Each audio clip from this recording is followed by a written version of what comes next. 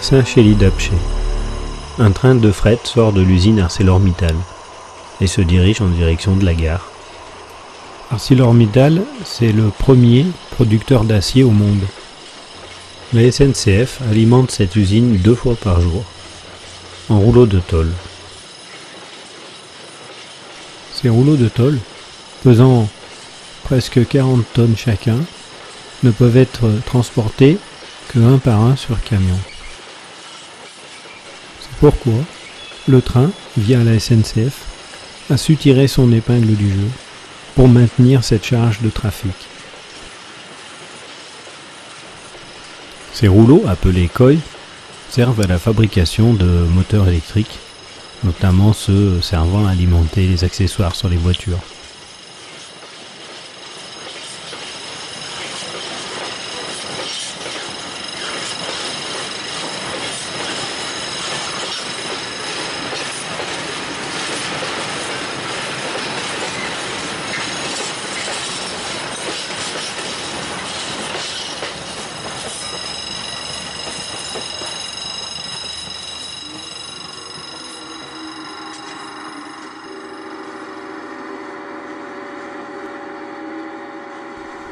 Nous quittons ici la gare de Saint-Chély-d'Apcher Nous sommes donc sur la ligne qui relie Neussargues à Béziers.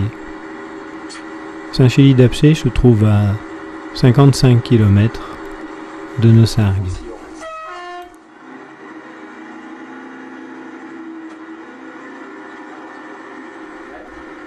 Il suffit de chercher un petit peu sur internet pour trouver toutes les informations nécessaires concernant l'historique de cette ligne. Il est donc inutile que je vous en retrace l'histoire, mais plutôt vous expliquer comment on la vit, comment je l'ai vécu en tant que conducteur. Dès le départ de Saint-Chély, la ligne va rapidement s'élever jusqu'à la gare d'Arcomy pour atteindre l'altitude de 1054 mètres.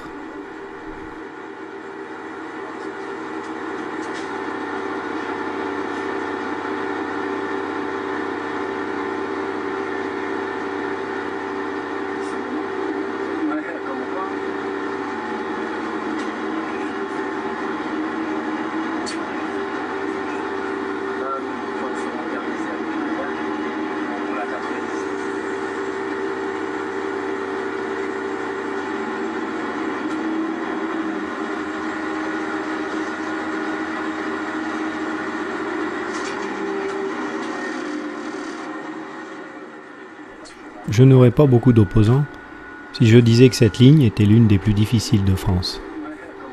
Courbes et contre-courbes se succèdent au milieu de rampes avoisinant les 33 pour 1000.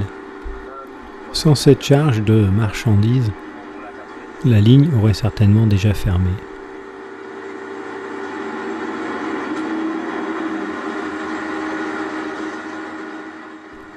Mais pour un conducteur, monter ces rouleaux de tôle de Neussargues jusqu'à Saint-Chély, c'est un véritable défi.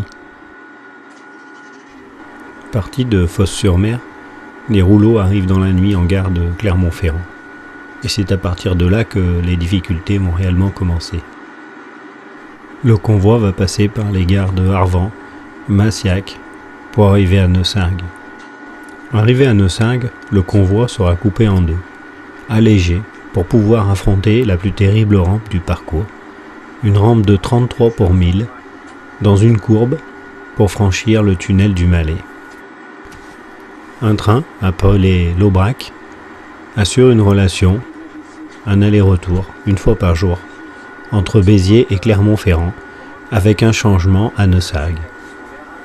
Sa seule survie, il la doit à ce train, à ce fret, qui assure coûte que coûte la livraison des rouleaux à Saint-Chély.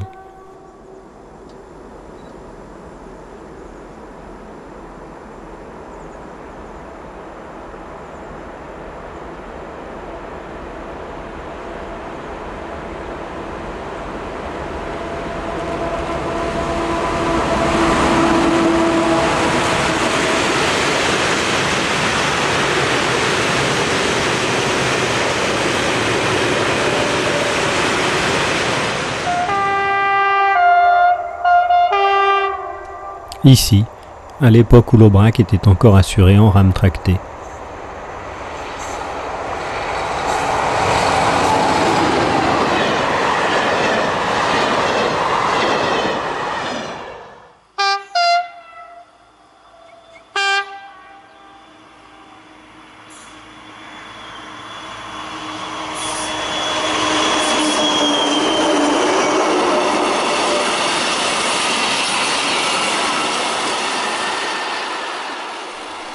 Ici, le fret ramène les wagons vides de Saint-Chély. Il se dirige en direction de Neussargues. Il va bientôt arriver à Arcomy, le point culminant du parcours.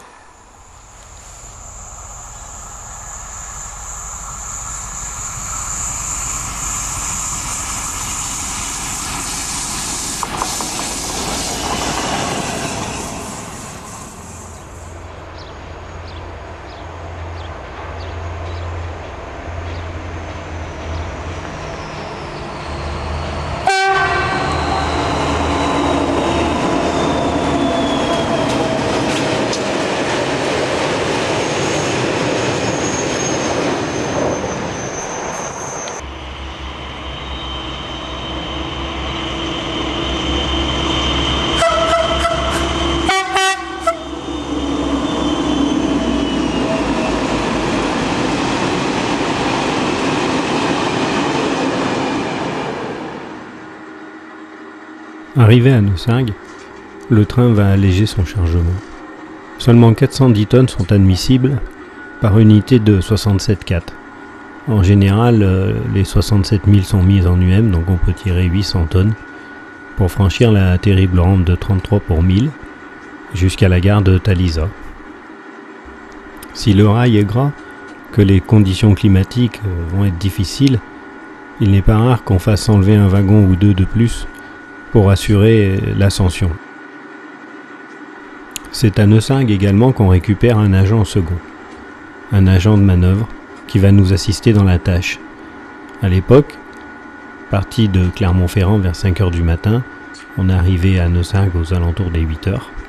Puis ensuite on se mettait en route jusqu'à Saint-Flour, où là des wagons avaient été montés déjà la veille, sur lesquels on allait se raccorder pour monter le reste jusqu'à la gare de Saint-Chély-d'Apcher.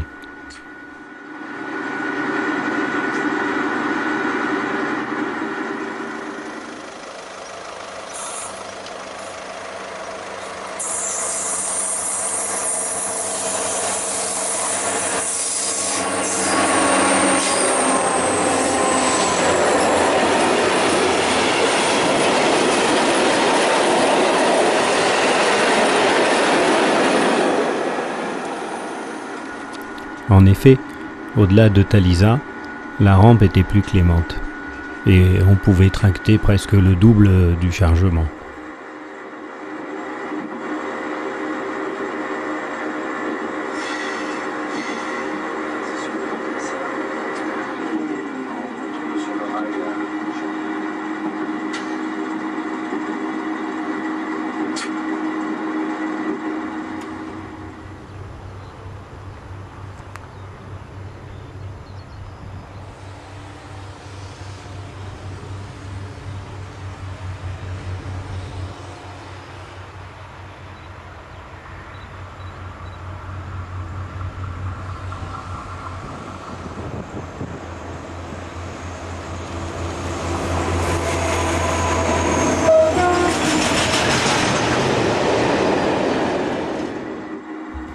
Il n'était pas rare d'avoir dans le chargement un wagon dont la masse à l'essieu dépassait la limite admissible.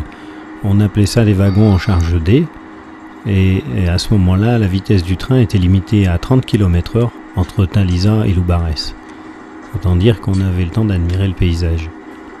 Proche du viaduc de Garabit, il y avait une petite maison habitée par un homme et sa femme. C'étaient des personnes âgées. On l'appelait le régulateur. Il était toujours dans son jardin et guettait à l'heure où on allait passer, et ne manquait pas de nous faire signe avec sa montre quand on était en retard.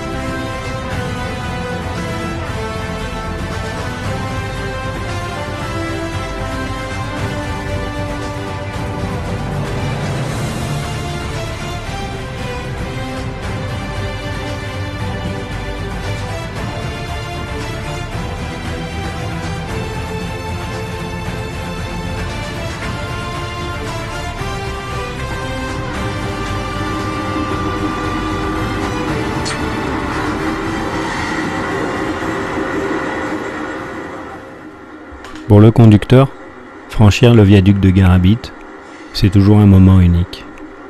Il n'était pas rare l'hiver de voir le lac du barrage complètement gelé. Et quand on conduit un train qui tire derrière lui 800 tonnes de ferraille, on se demande est-ce qu'il va tenir le coup encore cette fois ?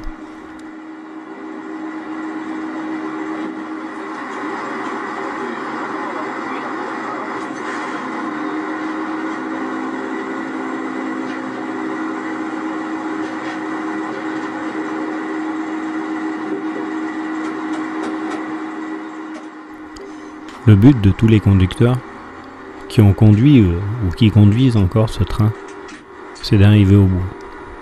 Livrer ces wagons, coûte que coûte, quelles que soient les conditions, c'est notre fierté. Alors quand on se retrouve bloqué au départ de Neussargues dans la rampe, eh ben on s'arrête et on va ouvrir les sablières en direct. C'est pas du légal. C'est du geste métier, voilà. On ouvre les sablières, ça débite à fond et on essaye de repartir. En règle générale, c'est l'agent qui nous secondait qui avait ce rôle. Et pendant que nous, on repartait, lui, il marchait à côté du train, jusqu'à ce que le convoi décolle, puis il refermait les sablières et il montait en marche. Complètement illégal, bien sûr. Mais il fallait arriver au bout. Terminer la mission.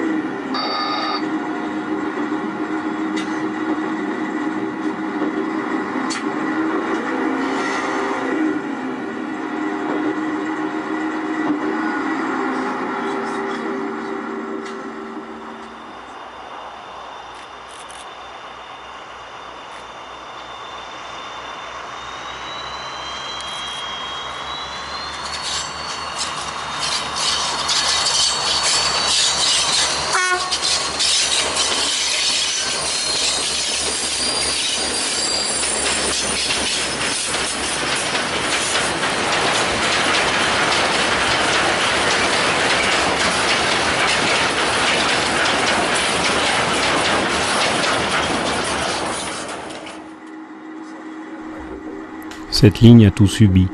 On lui a tout fait pour essayer de tuer ces trains. On n'y est pas arrivé. La caténaire a été condamnée pendant un temps, puis ça coûtait plus cher de la démonter que de la laisser en place. Et comme elle était en place, on était obligé de l'alimenter en courant, alors autant y faire circuler quelques trains électriques en Z2 pour remplacer ces rames tractées, et obliger ces voyageurs à changer de train en gare de Neussargues, alors qu'on leur vend un billet pour un trajet direct.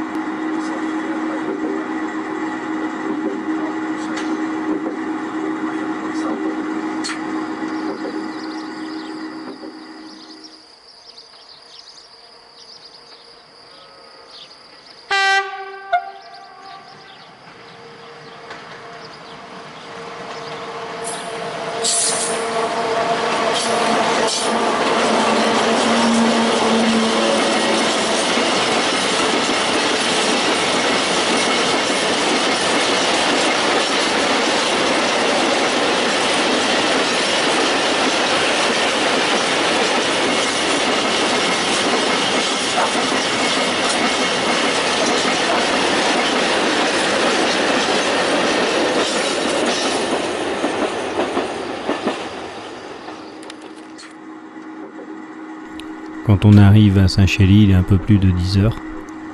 On pose des wagons pleins et on fait des manœuvres avec le locotracteur qui est là-bas sur place pour redescendre des wagons vides.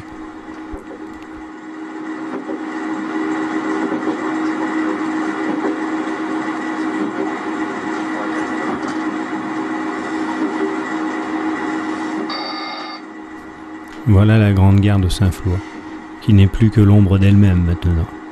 Tout est fermé, tout est mort, tout a disparu.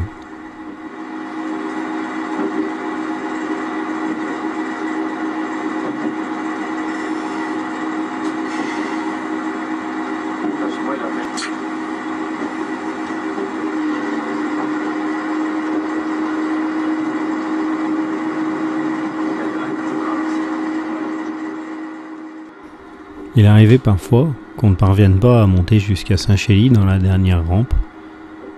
Alors on coupait le train en deux, on acheminait une partie des wagons, puis on revenait chercher l'autre partie.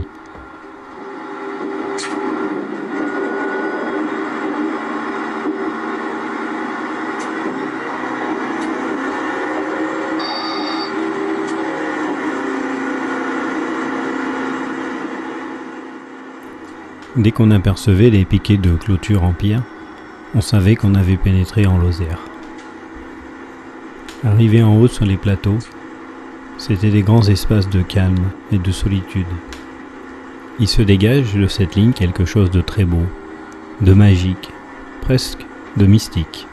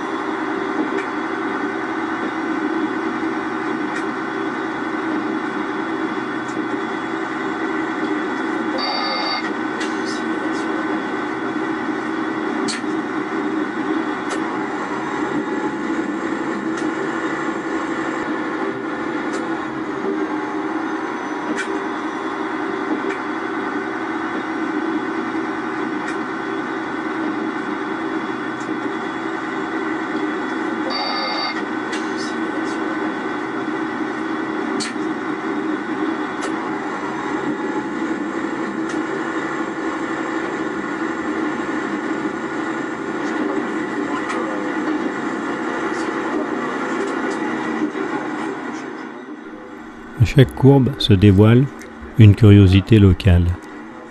Et les vaches, les belles aubracs qui nous saluent.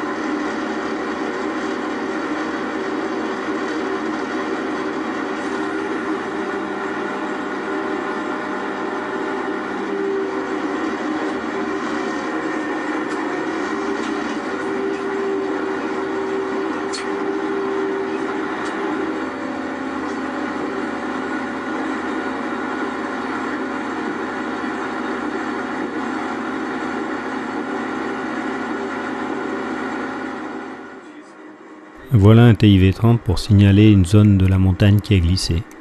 Un glissement de terrain qui est là depuis des années. La voie a bougé, rien n'a été fait. Alors on a installé une limitation à 30 km/h.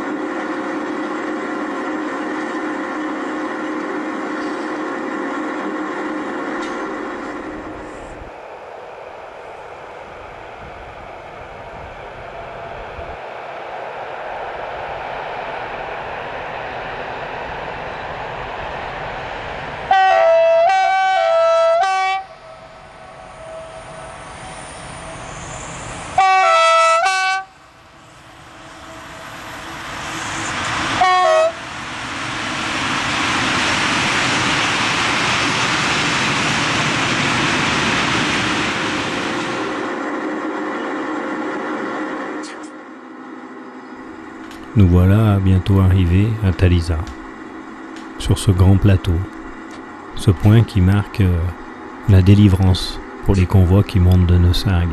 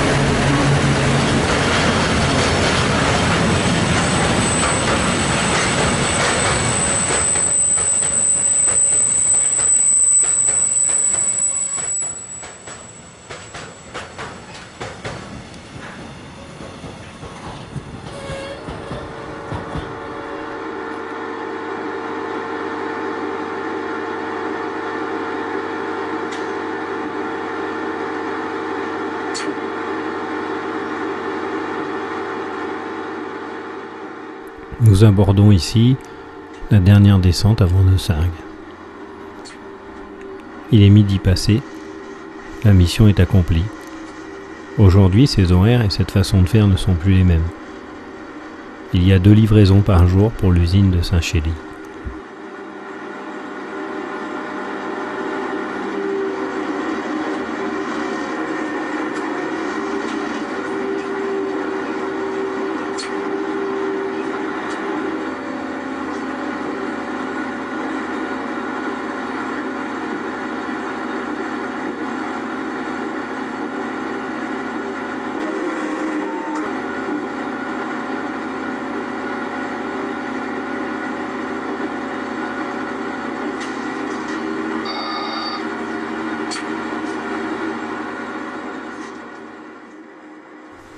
Si rien ne change, il se pourrait qu'un jour cette ligne disparaisse.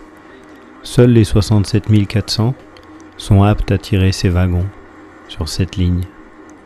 Les autres machines ont tendance à détériorer encore un peu plus la voie, alors il faudrait des travaux, parce que les 67 400 arrivent en fin de vie, et il n'y aura rien pour les remplacer. Et si ce train disparaît, le train Aubrac, qui assure un aller-retour par jour, disparaîtra aussi. Pourtant, ce seul aller-retour est toujours rempli de monde, malgré tout ce que les voyageurs subissent.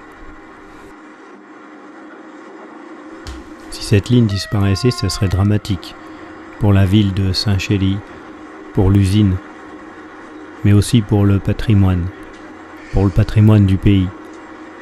Parce que c'est une ligne magnifique, qui a demandé énormément de travail, qui est électrifiée depuis longtemps, qui a un immense potentiel.